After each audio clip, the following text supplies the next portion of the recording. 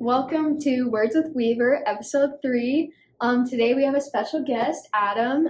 He was so nice to come and meet with me and do this podcast. So why don't you tell us a little bit about your background, kind of who you are and what you're about? Yeah, so my name's Adam Wood. I ran collegiately at BYU from 2018 to 2022. I graduated with a degree in exercise science. I'm currently up here in Logan with my wife Mika, who runs for Utah State. Yeah, go Mika. Yeah, that's kind of me. So. Okay, that's awesome. Yeah. So how did you initially get into running, and kind of what was the recruiting process like when you were in high school and going into college? Yeah, so I think I got into running kind of the same cliche way as everybody did. There was the mile in middle school and stuff like that, and I was pretty good at that, and I played a lot of other sports, but I wasn't very good. I played soccer for a couple of years. But I feel like a lot of runners come from soccer. Yeah, I think it's good for like competitiveness and stuff, but I didn't have the footwork skills to continue, so I just decided to run. And I ran all 4 years in high school. I started when I was a freshman, so that was good. I was on the same team as my wife in high school, so that's kind of how we met. High school sweethearts. Yes, high school sweethearts. That's awesome. Yeah, Harriman High School. Shout out to the Mustangs. So, when did coaches start reaching out to you? To be honest, I was I describe myself as kind of like a late bloomer because I didn't get any kind of recruiting calls or anything like that until my senior track season, kind of in January. Yeah, okay, I emailed a lot of schools like here in Utah State, SU and stuff like that. But that's kind of like late in the recruiting process. Yeah. Most schools, it's junior year. Yeah, junior year or summer, right? So they, so I didn't get a lot of hubbub, but the main two schools that kind of talked to me was Portland and BYU. So. And what kind of drew you to BYU? Was it Coach Eyestone, the program, the school? Yeah, so BYU was really good at that time. They were always competing nationally, always finishing up on the podium, which I really liked. I had a teammate, a high school teammate who went to BYU who just took second at nationals at the time. It was Roy Linkletter. And so that inspired me. I was like, I could, if he could do it, why could I not do something there? Yeah, so, for sure. That's why I liked it. And also I get homesick, I feel like a little bit. And so I was on my visit in Portland, and I was just there, and I was kind of getting sad because I'm going to miss my family. I need to be close to home. So that was kind of the main reasons. But. Yeah. No, that's good.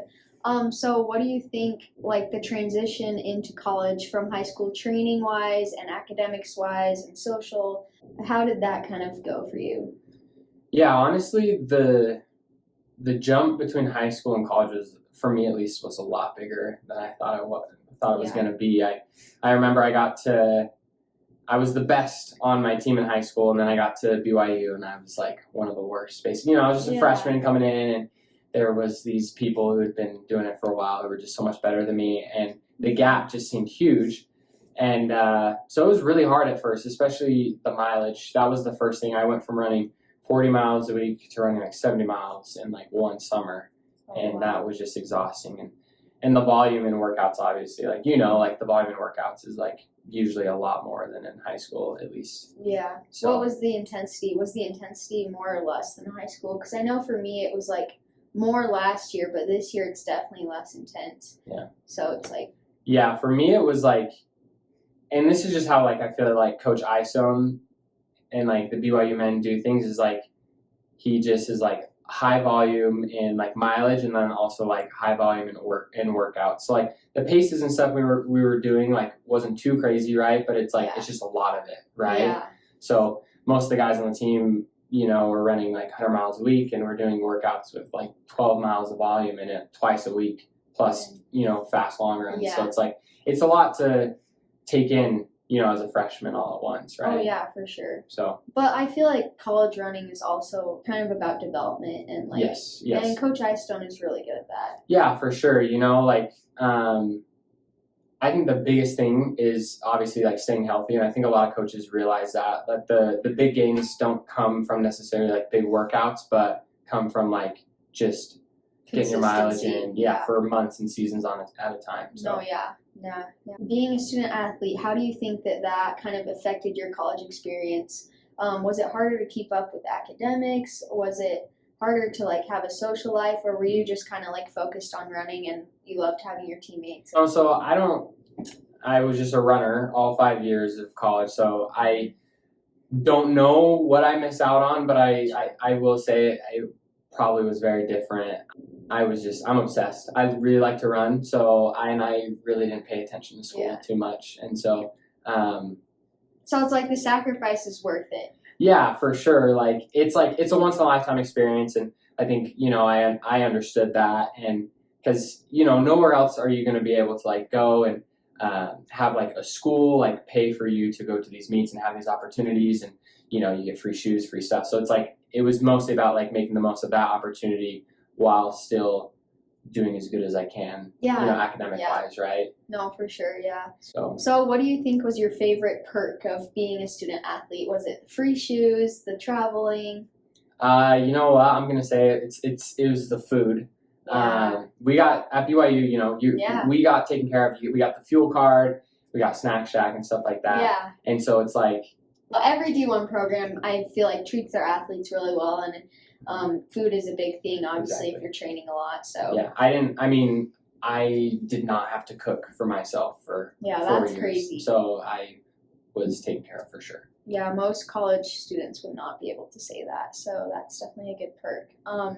So you did say that you're like obsessed with running. How does the repetitive in and out, like every day you go for a run, you do this, you do core, you whatever, does that ever get draining? And also, like, how do you stay motivated when it starts getting to you? Yeah, for sure. Like, I would say it's definitely draining, and I feel like my biggest thing is I try not to focus on staying motivated, because motivation is just a feeling, and it's natural for it to come and go, and it's like natural to not feel motivated to do stuff. And I think that I try and focus on just doing what I said I was going to do.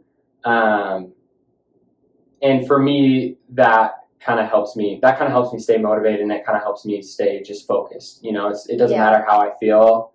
I just I have a goal, so I will try and take those steps to do it. No, I agree. Motivation definitely comes and goes, and some days you can't control it, so it's hard. But so what do you tell yourself when you're in the middle of a hard rep, a hard workout, a race? What do you tell yourself to keep going and like to keep that motivation to reach your goal at a high? Yeah, I try, and the biggest thing I'm thinking about, especially for me now, is I just try and think like keeping it simple. I think in the moment I like to think about the worst case scenario, or I overthink the splits sometimes, and workouts and stuff like that, when in reality, like, it's just running, and, you're trying to just put your best foot forward, right? Yeah. And so I just try and keep things simple and just focus on kind of like what I'm doing at that moment instead of going to the future. So keeping things simple, then what else do you do in your training besides running and maybe some core work? Yeah, so I'll do, I lift, right? So I'll lift twice a week. I'm trying to get more consistent on that. At BYU it was nice because we had a schedule, we had time and stuff like that. But I'm working now, so I have a little bit of less time. But I'm trying to lift more consistently. I think that's important for injury prevention and stuff like that. And I've really been focused on like trying to keep my eating good, because again, I didn't have to cook for myself for a really long time, so now I have to figure out how to actually fuel myself. And now your wife cooks for you, so you still don't have to cook. She cooks for me. I'm trying to be better at not making her do all that stuff for me, trying to take some responsibility, but it's hard. So those are like my two biggest things. I try and right now I'm just trying to eat. Eat enough, because you switched over to half marathon and marathon training, correct? Yeah. So what was that like? Have you been upping your mileage, or how's your training different now? Yeah, you know what? Like, honestly, my mileage isn't that different than what I was doing in college because, again, Coach Isom, he just high mileage, right?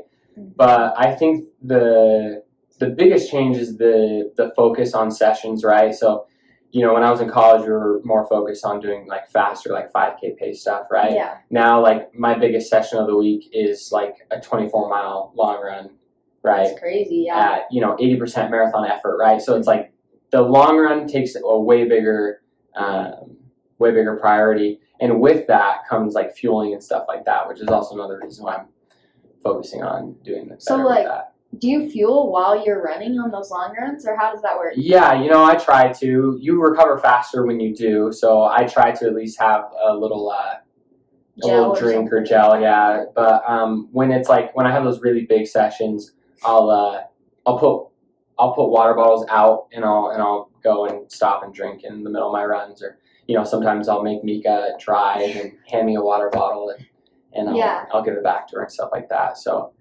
it's all about calories and stuff like that when it comes to the marathon. So it's very different than anything collegiately. Yeah. So.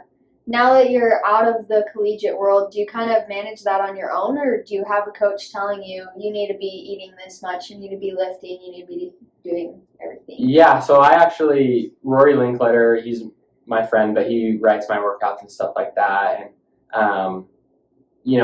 it's really nice because it's a lot more personalized, like sometimes like collegiately, right, you're on a team and, it is individualized, like, to a certain point, right? Yeah. And then, at the end of the day, like, it's a workout for, like, everybody to get better, right? Whereas these, I feel like, if I'm not feeling good a certain day or whatever, I can just text, Rory and tell him, like, hey, like, what do you think about this? And it's a lot more just myself, which I appreciate. Yeah. I feel like you're a really tough and, like, intrinsically motivated person, because Mika would always tell me, like, oh, he's not feeling well, but he has a double workout or something like that, and like you always are on the grind.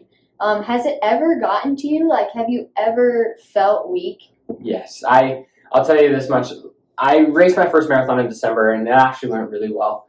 But the last couple months leading into that marathon, I was very tired, and I was like, oh, I'm excited for this to be over. So yeah.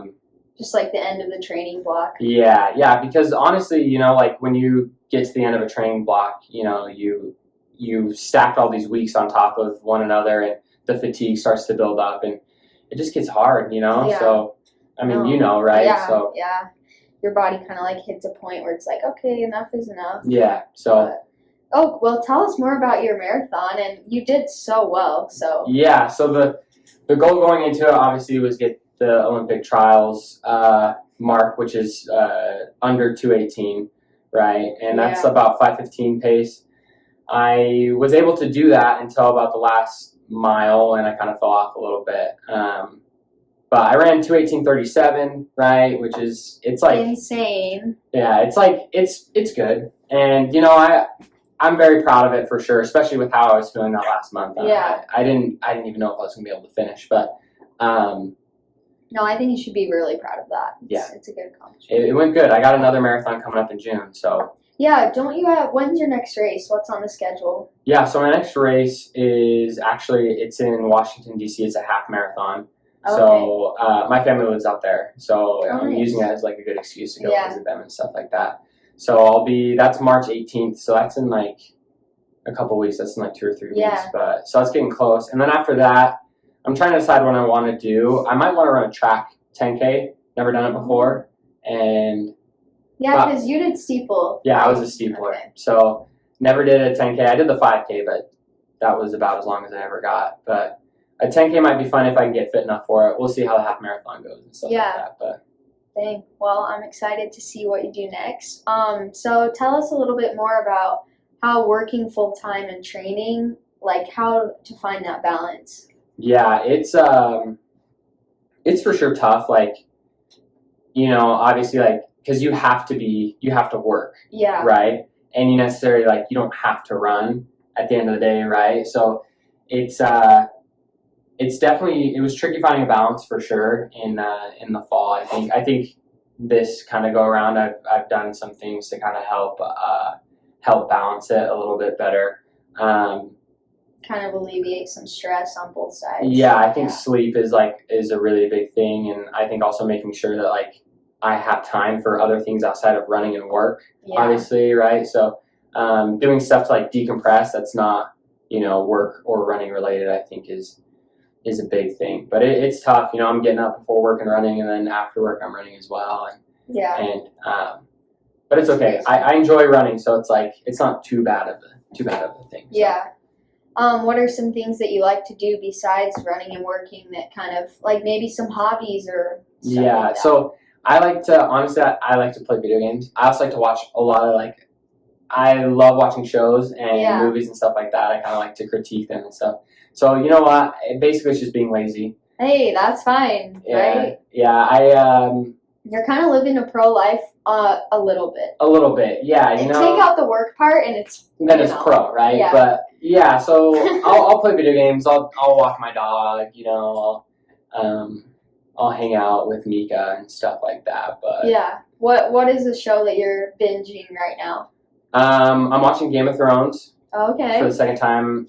I run out of shows to watch, and so it is what it is. Mika's trying to get me to watch Gossip Girl. Oh, and she loves that show. She does. I started watching that with her, but she left me behind. So oh no! Now I've given up. So. Oh man. So what? Tell us a little bit more about your future goals and aspirations. Maybe like starting a family or. Yeah. So honestly, it's kind of all up in the air right now, I would say, and that's what I really like about this time period in life right now is I can kind of just do whatever Meek and I feel like doing, right? Yeah. So, I'm working as a medical assistant right now, getting some patient care hours so I can apply to PA school. They say you need about 2,000 hours to be a competitive applicant, which is about a year full time. So this is my kind of gap year in between that. Once I get those hours, obviously I'll apply. We'll see what happens.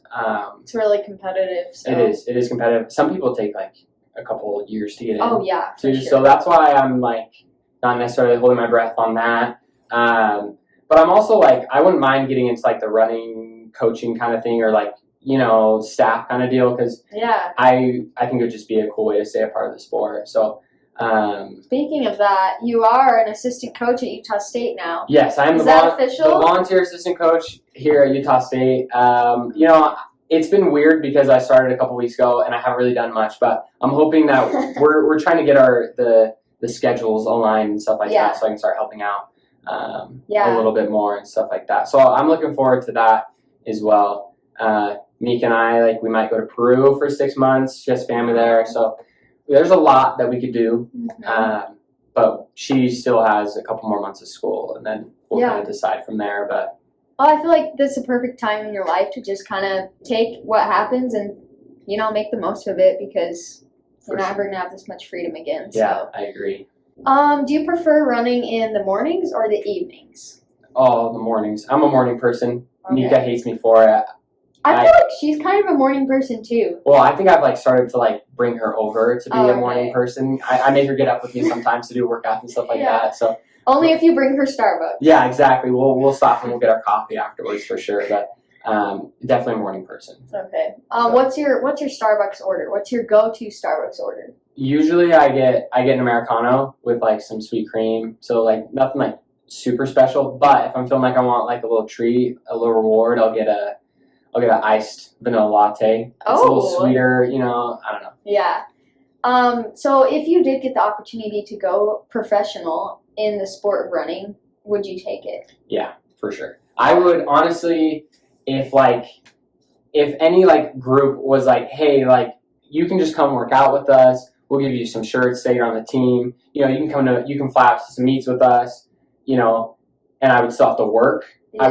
I would do that because, you have training partners and stuff like that. Yeah. I'm kind of hoping that Mika will, be the one who, actually goes pro. Yeah. Because then, I'm, still part of the sport. I can do my running thing, and then she's, the more, serious side of it and stuff like that. Yeah.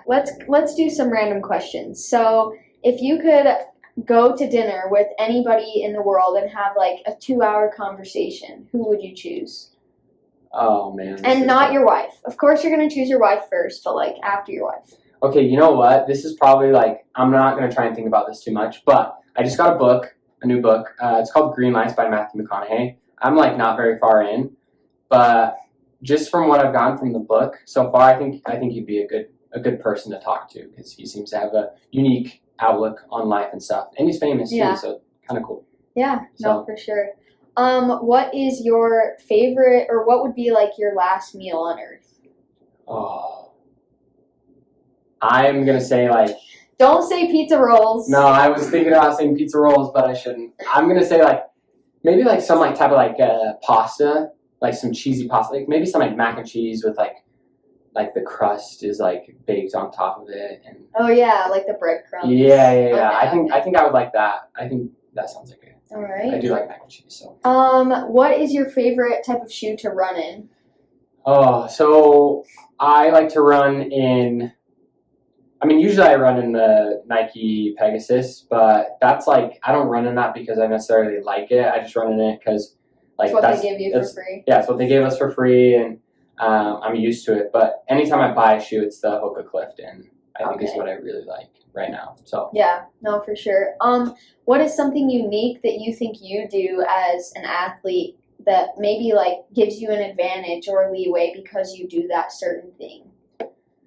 Oh man, I don't know. I don't even know if I'm like that like unique. I feel like there's like a ton of people trying to do what I'm doing right now. But honestly, you know what? Mika's gonna laugh when she sees this, but I like to watch motivational, like cheesy motivational videos. Yeah. And they're terrible. They're like, yeah, nobody believes in you, whatever. I like to watch that to give me like a chip on my shoulder. Yeah. And make me mad. And that's how I also stay motivated and stuff like that. But no, that's a good tip. Maybe I should start doing that. I pretend like the world is against me, and that makes me feel like I want to go out and run. So that's what I do. When you set goals for like races and stuff, then do you have like an ABC goal, or do you just have like a one shot, like one all goal? Yeah, usually I like to say I would have an A, B, and C goal, but usually I'll have like a one shot goal. That's just because that's where my heart is. I'm like, for my marathon in December, it was like Olympic trials or bust, right? So it's like, obviously, there was like, all right. After that, like I want to go like 2:19 and then like finish, right? But I think having A, B, and C goals are very important. So I try to do that at least. Yeah. So. What was it like being teammates with like Connor Mantz, who is now this like idol in the running world? You know what? I think it's like good and bad in a lot of ways. Like it was, first of all, like he's a great person. I love him. He works so hard. He's like crazy talented, and it's nice to see. It was nice to be on a team with someone like that because you see how good he is, and you're like, wait, like I'm doing the exact same stuff that he's doing. Like I can be close to him, right? Yeah. But then it's also crazy. It's very unique to see like someone just like be as good as he is, and like you see it, and you're just like, I don't even know how you get that good. It just kind of like blows your mind a little bit, right? Yeah. So honestly, it's great, and it's nice too because I'll call him every once in a while and ask him for training tips and stuff like that, and so it's good to have someone like that kind of in your corner rooting for you. So for sure.